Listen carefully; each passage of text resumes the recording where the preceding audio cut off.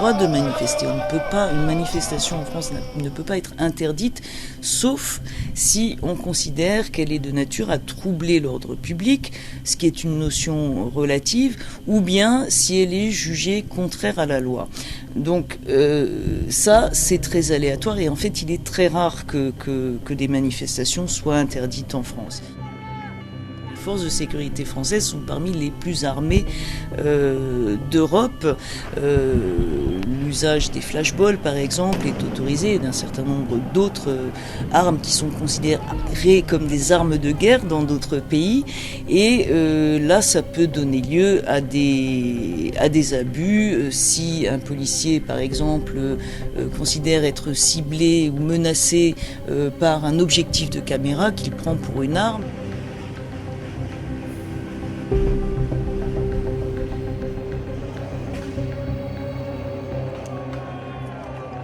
Even France's rights ombudsman have said that such weapons should be banned. The UN has also criticized France for using these weapons.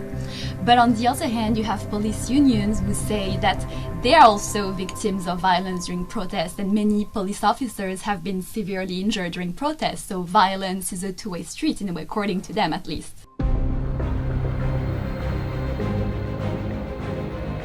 Unless they're actually committing a criminal offence, there's nothing that police can do to use force against them.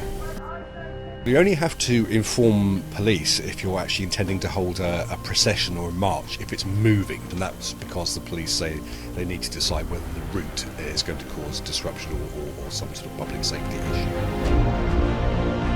There hasn't really been a major example of police using serious force against someone. In fact, so few and far between are those cases that one springs to mind in the public consciousness. A protester at a G20 event in 2009 died. He was actually a bystander on the edges of the protest, and there was a public inquiry. And in fact, the police officer was identified from surveillance video. He was prosecuted for manslaughter.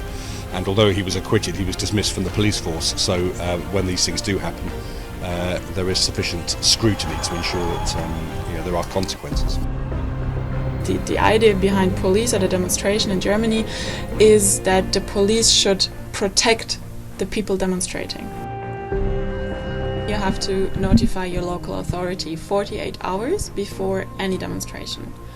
But then there's this exception of this rule that if spontaneous events happen, you are allowed to demonstrate. According to the research which was done by the University of Bochum, there are around 12,000 incidents per year where police use force against demonstrators, protesters, or civilians.